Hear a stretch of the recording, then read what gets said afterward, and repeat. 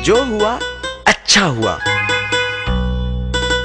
कहीं किसी देश के एक राजा का वजीर हमेशा यही कहता रहता था, जो हुआ अच्छा हुआ। एक दिन जब उसके बेटे की टांग किसी दुर्घटना में चोटिल हो गई तो भी एकाएक उसके मुंह से फिर निकला, जो हुआ अच्छा हुआ। तुम भी क्या बोलते रहते हो? इतने भला क्या अच्छा हुआ? महाराज आप ही देखिए, अब मेरे बेटे को सारी जिंदगी एक ही जूते की जरूरत रहेगी। जूतों का सारी जिंदगी के लिए खर्चा आधा हो गया। जो हुआ अच्छा हुआ। राजा निरुत्तर हो गया। परंतु जब एक दिन राजा तलवारबाजी का अभ्यास कर रहा था तो अचानक उसकी एक उंगली कट गई। उंगली से खून टप टप बहने लगा।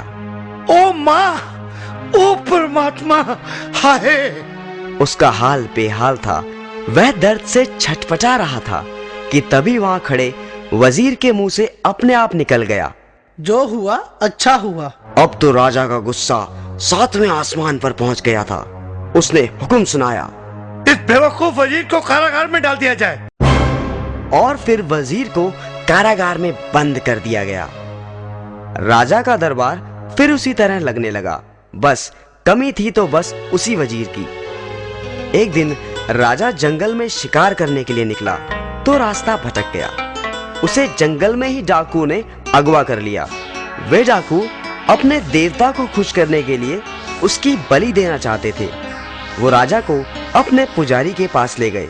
जब उसकी बलि देने के लिए तलवार उठाई गई तो अचानक किसी की नजर राजा की कटी हुई उंगली की तरफ आन पड़ी।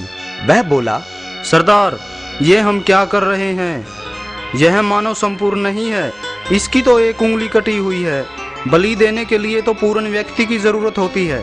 इसलिए राजा को छोड़ दिया गया। वह वजीर के पास पहुंचा और वजीर को छोड़ दिया। और फिर राजा ने उसे बताया कि उसके साथ क्या घटा था। राजा ने वजीर को उसे कारागार में डालने के लिए क्षमा मांगी। वजीर बोला, मैंने तो आपको कहा ही था, जो हुआ अच्छा हुआ। जो होता है अच्छे के लिए ही होता है। मेरी बात तो ठीक है, परंतु तुम्हारे साथ तो जाती हो गई। नहीं महाराज, अच्छा हुआ आपने मुझे कारागार में डाल दिया। यदि आप ऐसा ना करते तो शिकार के वक्त मैं आपके साथ होता। डाकू आपको तो छोड़ देते, परंतु मेरी तो बलि चढ़ जाती। इसलिए जो हुआ अच्छा हुआ।